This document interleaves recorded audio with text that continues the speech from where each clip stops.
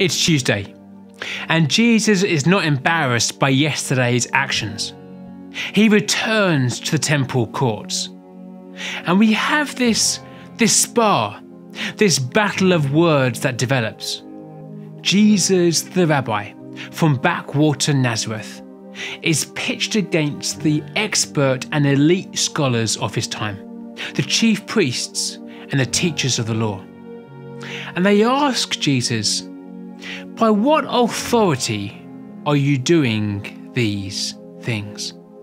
They talk about eternity and marriage and John the Baptist and how we interpret scripture, and time again, Jesus outsmarts them. And the people keep being drawn to Jesus. Jesus must have been a fantastic storyteller. He told stories that connected with the people.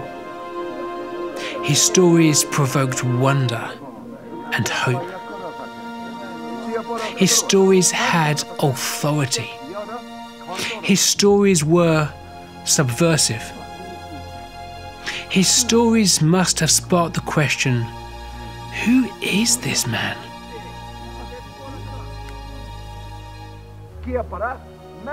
But his stories also sparked fear in the establishment.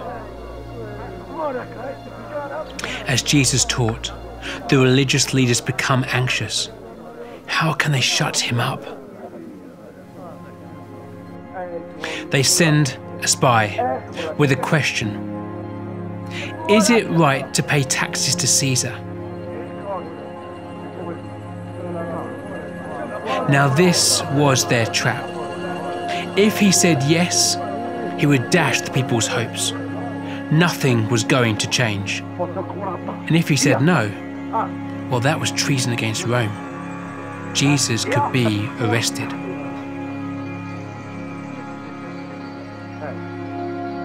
Is it right for us to pay taxes to Caesar or not?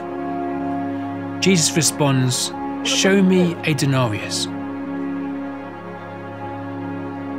Whose image and inscription are on it?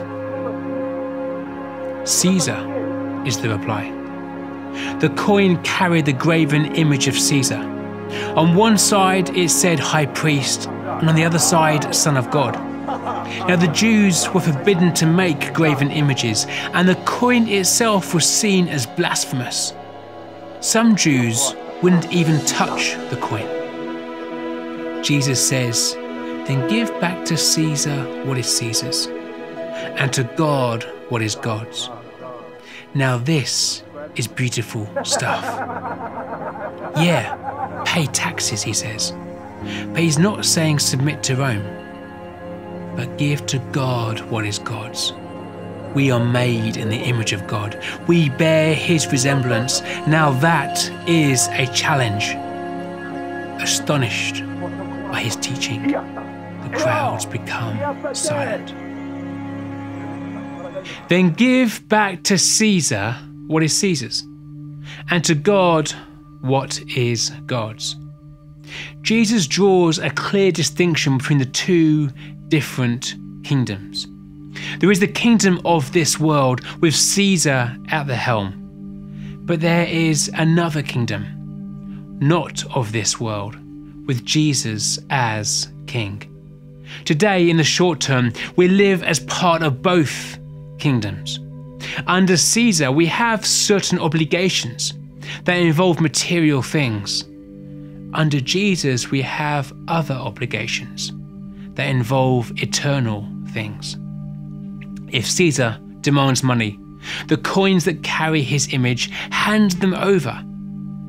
But Jesus inspires us with the truth that we carry God's image.